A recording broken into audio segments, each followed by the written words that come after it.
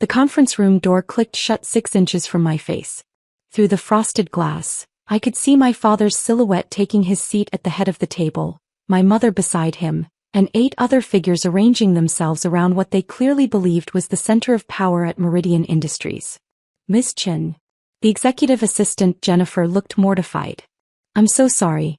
I didn't realize you weren't invited to the strategy session. Your parents specifically said. It's fine, Jennifer. Really?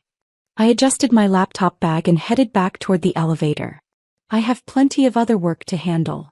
She followed me, her heels clicking anxiously on the marble floor. But you're always so involved in the quarterly reports. I just assumed you'd be in there with the senior leadership team. I pressed the elevator button, keeping my expression neutral. My parents have their reasons for handling things the way they do. What I didn't say was that I'd been expecting this for weeks.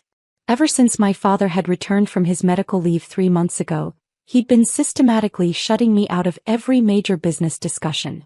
Strategy meetings, budget planning sessions, client presentations, anything that mattered was suddenly for qualified executives only, and my title as financial analyst too apparently didn't qualify. The elevator arrived and I stepped inside. My reflection stared back at me from the polished metal doors. 29 years old, wearing a sensible gray suit from Target, minimal makeup, hair in a simple ponytail. I looked exactly like what my parents saw when they looked at me. A competent but unremarkable employee who'd been given her position more out of family obligation than actual merit. They had no idea what they'd just done. My phone buzzed as the elevator descended. A message from Robert Mitchell, the company's chief financial officer. Alex, are you available for a quick call? Urgent matter. I waited until I reached the parking garage before calling him back. Robert had been CFO for 6 years, hired by my grandfather before he passed. He was one of 3 people in the entire company who knew the truth about Meridian's ownership structure. Alex. His voice was tight with stress. Please tell me you're aware of what's happening in that boardroom right now. I'm aware my parents locked me out of the strategy meeting, if that's what you mean. They're planning to announce a complete operational restructuring. New client acquisition targets, revised revenue projections, elimination of our small business division, and, this is the critical part, they want to authorize $180 million in debt financing to fund an expansion into luxury commercial development. I unlocked my car but didn't get in yet. They can't authorize debt financing of that scale without majority shareholder approval. I know that. You know that. But your parents seem to have convinced themselves that as co-founders and co-CEOs, they have unilateral authority over major business decisions. He paused. Alex, they're planning to present this restructuring as approved family business and put it to a board vote in approximately 45 minutes. And the board members? Most of them are longtime associates of your parents. They'll vote however James and Linda want them to vote. The only dissenting voices will be myself, Patricia Wong from Operations, and possibly David Hernandez from Legal. We'll be outvoted 7-3. I slid into my driver's seat, leaving the door open. What happens if the board approves the restructuring? They'll move immediately to implementation. By end of business today, they'll have signed preliminary agreements with 3 different lending institutions. By Monday, they'll announce the small business division closure to staff. By next Friday, approximately 47 employees will be laid off, and we'll have legally committed to $180 million in debt that our current revenue model cannot support. The small business division. I'd been working closely with that team for the last 18 months, ever since I'd transferred from the main accounting department. We provided affordable commercial space and business consulting to startups and family-owned companies, exactly the kind of unglamorous, low-margin work my parents had always viewed as a distraction from serious business. It was also the division that had generated a 23% increase in tenant retention and positive cash flow for 12 consecutive quarters. Robert, I need you to do something for me. Name it. In exactly 30 minutes, I want you to send a message to every phone in that boardroom. Make it look like an urgent compliance alert from the legal department. The message should read, immediate attention required. All corporate actions requiring shareholder approval must have documented consent from majority ownership per Section 7.3 of corporate bylaws and state corporate law. Failure to obtain proper authorization may result in invalidation of board decisions and personal liability for board members. That's going to cause chaos. That's the point. I'll be there in 25 minutes. Alex, are you sure about this? Once you reveal your position, there's no going back. Your parents are going to. I know exactly what they're going to do, Robert. But they've left me no choice. I hung up and sat in the quiet of my car for a moment, gathering my thoughts. What I was about to do would destroy my relationship with my parents, at least temporarily. It would expose a secret I'd been keeping for 3 years. It would force me to step into a role I'd been carefully avoiding while I learned every detail of the business from the inside. But it would also save 47 jobs, protect the small business division I'd helped build, and prevent my parents from leveraging the company into a debt position that could eventually destroy everything my grandfather had created. I pulled out of the parking garage and headed not back to the office but to my apartment 20 minutes away. I needed to change clothes, gather specific documents, and mentally prepare for what was about to happen. 3 years ago, my grandfather had called me into his study 2 weeks before he died. Cancer had ravaged his body, but his mind remained sharp until the very end. Alexandra, he'd said, using my full name the way he only did for serious conversations. I need to tell you something about your inheritance, and I need you to listen very carefully without interrupting. I'd sat across from him, watching the afternoon light filter through the windows of the house where I'd spent so many childhood summers. Your parents are excellent at what they do: client relations, public presentation, strategic networking. Your father has a gift for identifying emerging market trends, and your mother knows how to build relationships with high-value clients. They've grown Meridian from a mid-sized regional firm into a major player in commercial real estate development. He'd paused, his breathing labored. But they don't understand the foundation. They see the company as a vehicle for growth and profit, which isn't wrong, but it's incomplete. Meridian succeeds because we build lasting relationships, because we support businesses at every level, because we value stability over speculation. I understand, Grandpa. Your parents are going to want to transform Meridian into something flashier, more aggressive. And in the short term, that might generate impressive returns. But in the long term, it will compromise everything we've built. He'd looked at me with an intensity that was almost painful. That's why I'm transferring controlling interest to you. I'd been 26 years old, working as a junior accountant in Meridian's finance department, living in a modest apartment and driving a 12-year-old Subaru. The idea of controlling a company worth over $600 million had seemed absurd. You're not ready yet, he'd continued, reading my thoughts. That's why the transfer doesn't activate until your 30th birthday, and that's why it's structured through a private trust that keeps your ownership invisible until you choose to reveal it. Spend these years learning the business properly. Work in every department.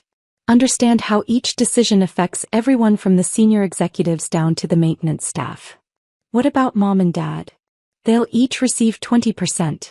Together they'll have enough to feel like significant stakeholders, but not enough to make unilateral decisions that could damage the company. He'd smiled slightly. They're going to be angry when they eventually find out. They'll feel betrayed, overlooked, punished. But this isn't about punishment, Alexandra. It's about protection. Does anyone else know? Robert Mitchell knows. He needs to for financial compliance. My attorney knows. The trustee knows. And on your 30th birthday, you'll receive documentation making it official. Until then, tell no one.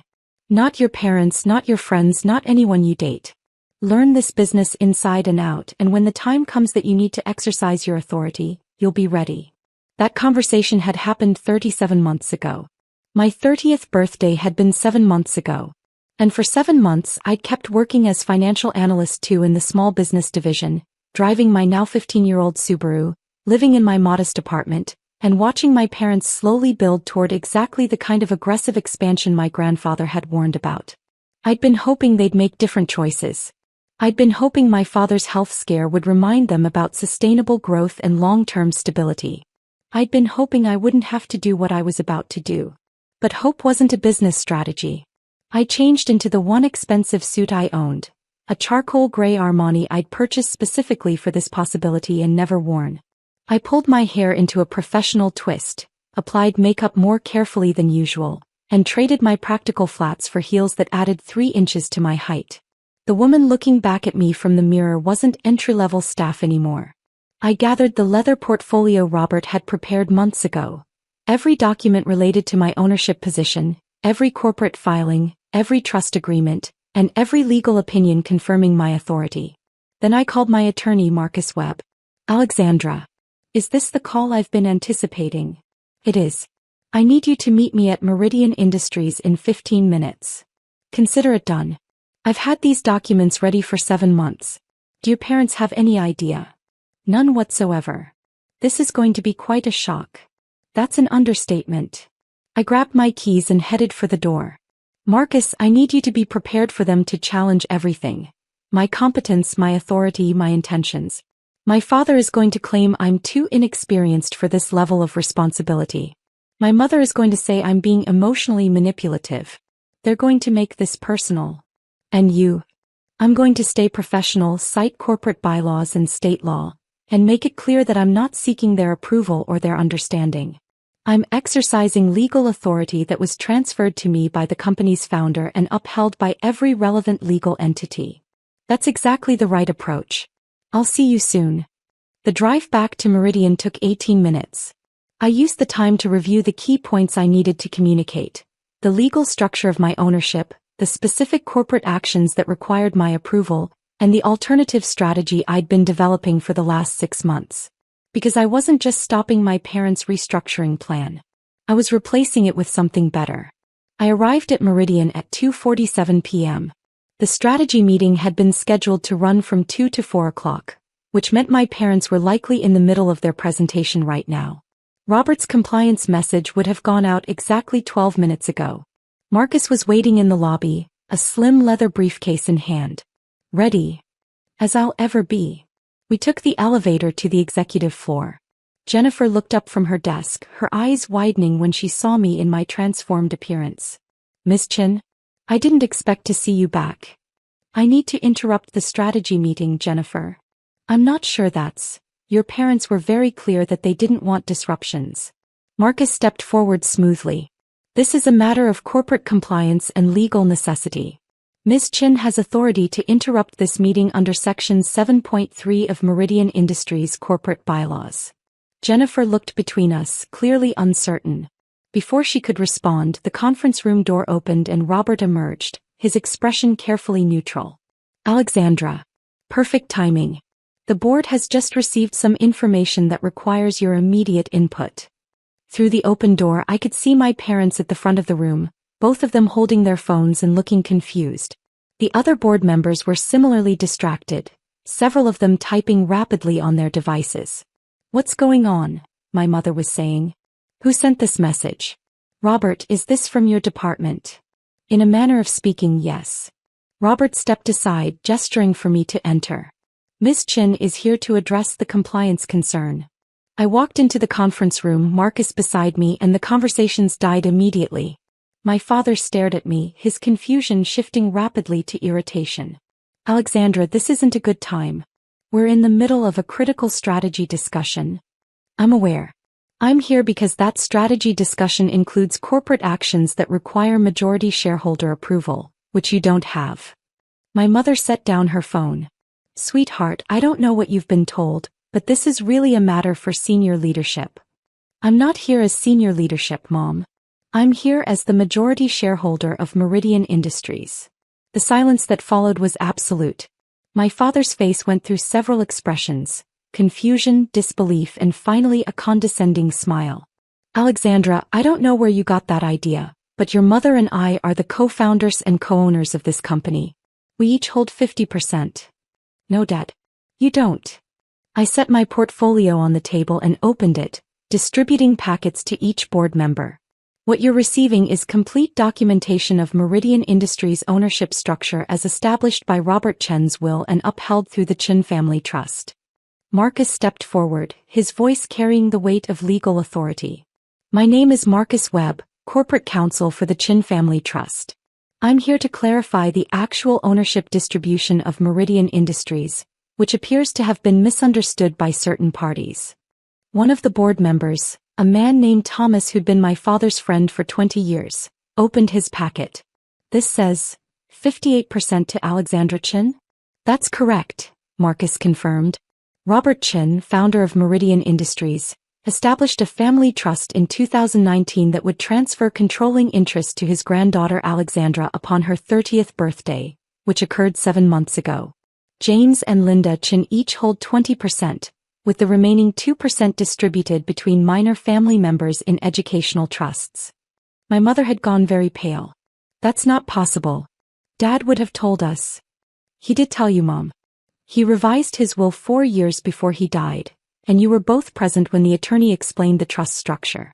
You chose not to take it seriously because you assumed I'd never exercise my authority, or that you could convince me to sign proxy agreements that would give you effective control. My father's hands were gripping the edge of the table. This is absurd. You're a financial analyst. You have no executive experience, no leadership background. I have 3 years of intensive operational experience working in 5 different departments of this company, I said calmly. I've worked in accounting, operations, client services, property management, and for the last 18 months, I've been embedded in the small business division, the same division you're planning to eliminate in today's restructuring announcement. Alexandra, you need to understand the bigger picture. I understand it perfectly, Dad. You want to eliminate our small business division because it generates lower profit margins than luxury commercial development. You want to authorize $180 million in debt financing to fund an aggressive expansion. And you want to shift our entire business model toward high-value clients and speculative development projects. I pulled out my tablet, connecting it to the conference room display. Here's what you're not seeing. The small business division has a 91% tenant retention rate compared to 73% in our luxury commercial division. It generates consistent positive cash flow with minimal risk exposure. And over the last 18 months, it's become a feeder system. 42% of our small business clients eventually expand into our larger commercial properties as they grow. The board members were leaning forward, studying the data on the screen. More importantly, I continued, the $180 million debt financing you're proposing would leverage us at 2.8 times our annual revenue, which is significantly above the 2.0 industry standard for sustainable growth. Based on market projections and our current absorption rates, we'd need to increase annual revenue by 33% just to service the debt, which means if we hit any market downturn or face any unexpected vacancies, we'd be in immediate financial distress. Patricia Wong, the operations director, spoke up. Alexandra, this analysis is extremely thorough. How long have you been working on this? 6 months. Since I first heard my parents discussing the expansion strategy. I switched to the next slide. Here's my alternative proposal. Instead of eliminating the small business division, we expanded into 2 additional markets where we've identified strong demand. Total capital requirement is $23 million, which we can fund through existing cash reserves without taking on additional debt. Projected revenue increase is conservative, 8 to 12% over 3 years, but it's stable, scalable, and aligned with our core competency. Robert was nodding slowly, his expression carefully neutral but his eyes showing clear approval. My father stood up abruptly. This is ridiculous. You're my daughter, not a corporate strategist. You've been working in entry-level positions because you needed experience, not because you were qualified to make major business decisions. James. Marcus's voice was quiet but firm. With respect, Ms. Chen's qualifications are irrelevant to the legal reality. She holds 58% of Meridian Industries. That's not subject to debate or interpretation.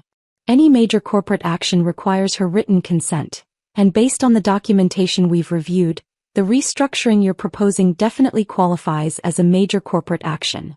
My mother had found her voice again and her tone was sharper now. You don't have the experience to understand what you're doing, Alexandra. You're going to destroy everything your father and I have built. Grandpa built this company, Mom. You and Dad grew it, which I respect, but you didn't build the foundation. I looked around the room at the board members.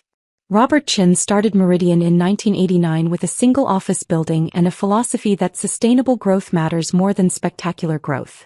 For 34 years that philosophy worked. We survived the 2008 financial crisis because we weren't overleveraged. We thrived during economic uncertainty because our tenant relationships were strong enough to weather market volatility. Thomas cleared his throat. James, Linda, I think we need to take a step back here. Regardless of how anyone feels about the ownership structure, the legal reality is clear. If Alexandra holds controlling interest, we cannot proceed with major corporate actions without her approval.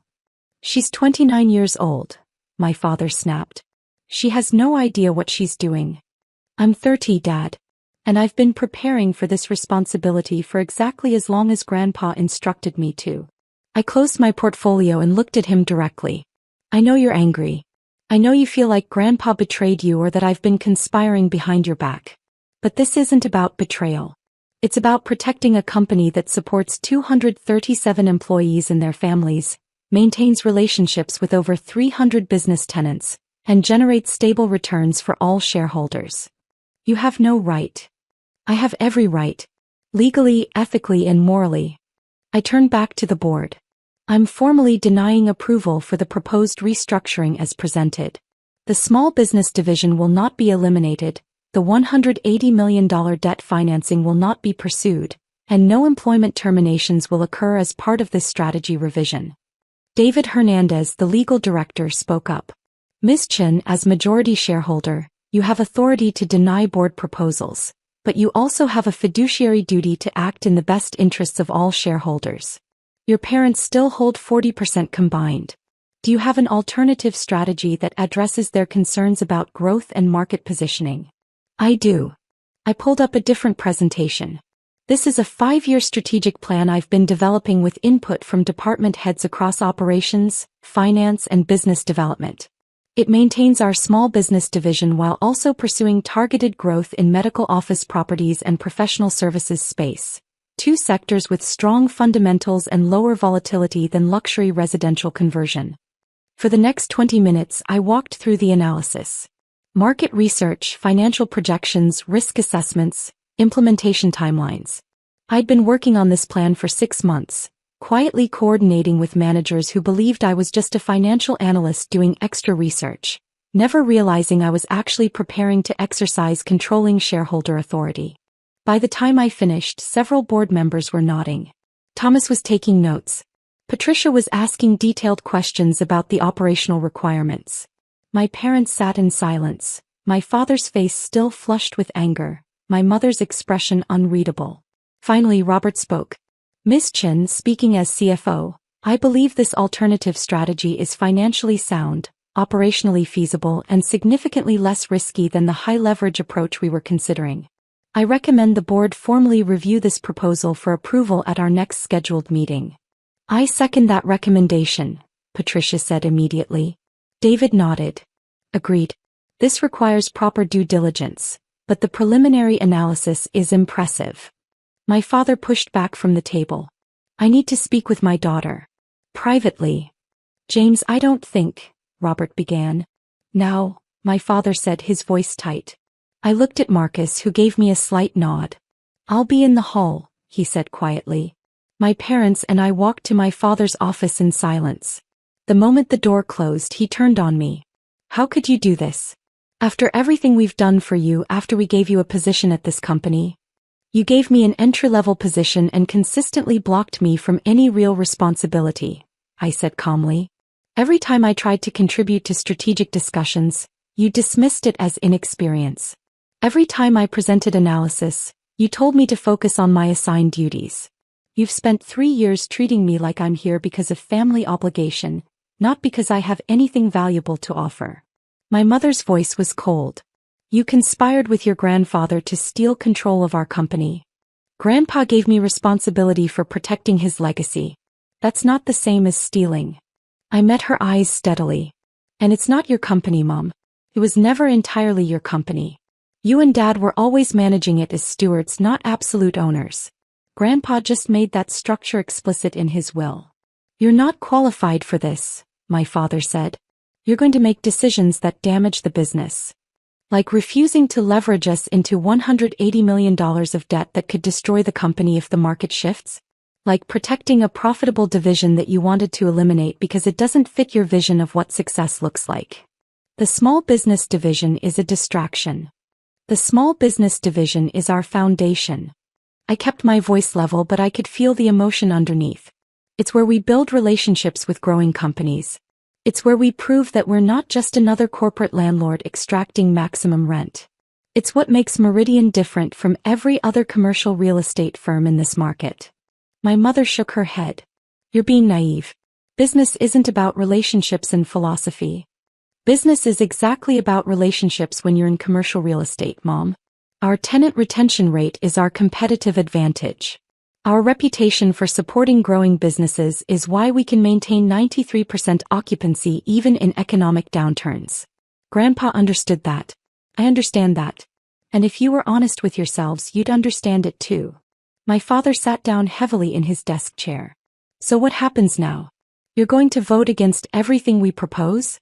Turn us into figureheads in our own company? That depends entirely on you. I stayed standing. If you're willing to work with me, to actually listen to analysis and consider alternatives instead of dismissing input that doesn't come from your network of executive friends, then we can continue as partners. You bring your expertise in client relations and market positioning, I bring strategic planning and operational analysis, and together we make decisions that benefit all stakeholders. And if we're not willing to work under those conditions? My mother asked coldly. Then you can cash out your 40% and find another company to run. Meridian will be fine either way. I headed toward the door, then paused. I don't want that for what it's worth. I'd prefer to work with you. But I'm not going to let you destroy what Grandpa built just because you're angry about ownership structure you should have taken seriously 4 years ago.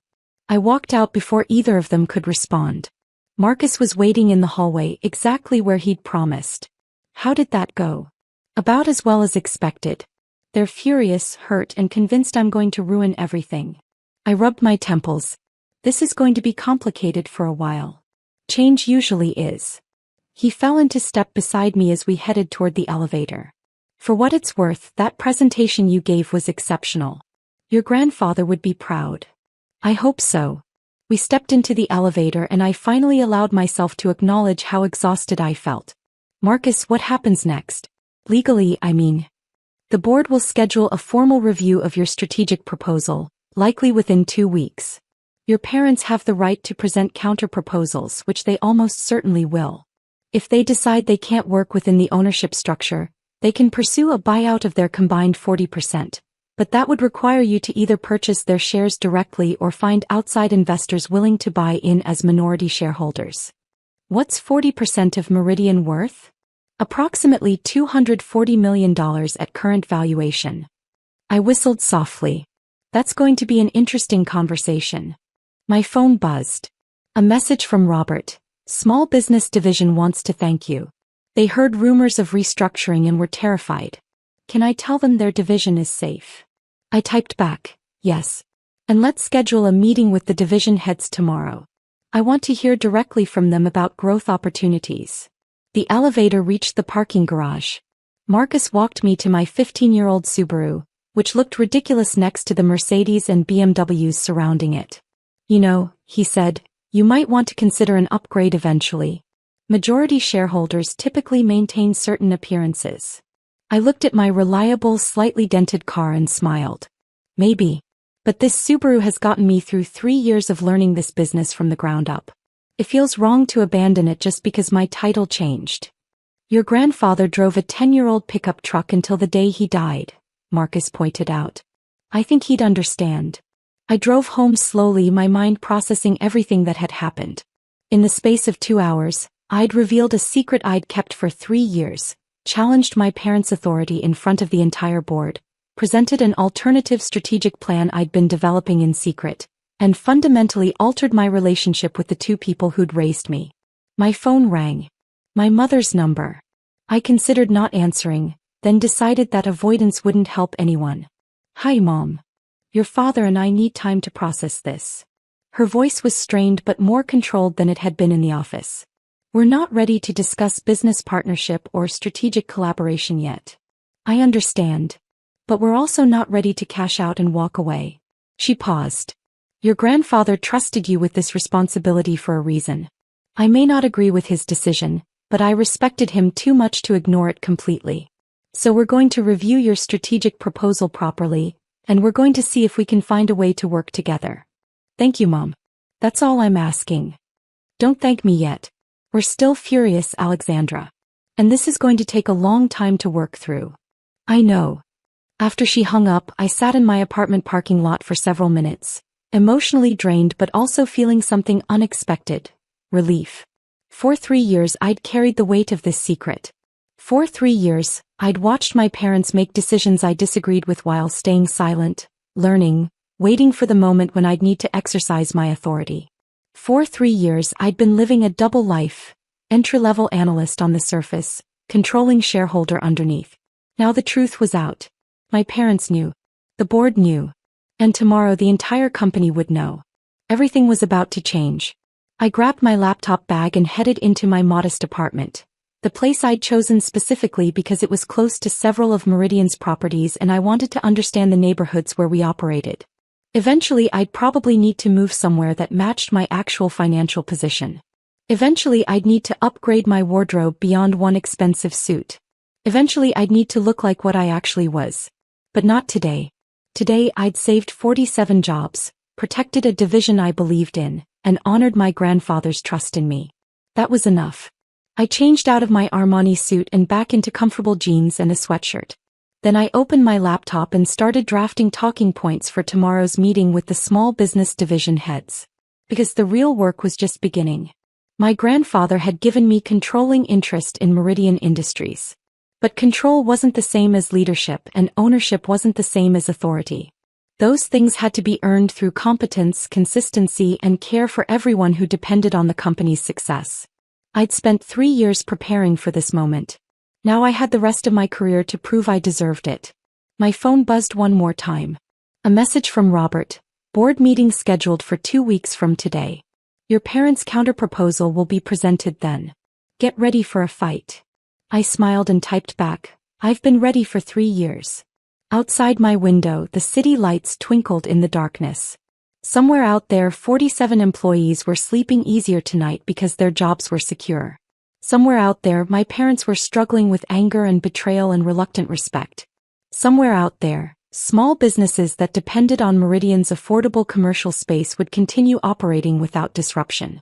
And somewhere out there, my grandfather's legacy was safe for another generation. I closed my laptop and finally allowed myself to acknowledge the truth I'd been avoiding all day. I was terrified. Terrified of making mistakes, of disappointing people, of proving my parents right that I wasn't ready for this responsibility. Terrified that I'd misread the market or overlooked critical factors in my strategic planning. Terrified that protecting my grandfather's vision meant resisting necessary evolution. But fear wasn't a reason to retreat. My grandfather had trusted me with this responsibility, knowing I'd be afraid, knowing I'd face opposition, knowing the path ahead would be difficult. He trusted me anyway. That had to be enough. I turned off the lights and headed to bed, already mentally preparing for tomorrow's challenges. The board would scrutinize every detail of my proposal. My parents would present counterarguments designed to make me look naive and inexperienced. Employees would watch to see if I could actually lead or if I'd crumble under pressure. But I'd been preparing for this for 3 years. I knew Meridian's operations better than anyone except possibly Robert. I understood our tenants, our market position, our competitive advantages, and our vulnerabilities. I wasn't entry-level staff anymore. I was the majority shareholder of a $600 million company, and I was going to prove that my grandfather's faith in me wasn't misplaced. Starting tomorrow,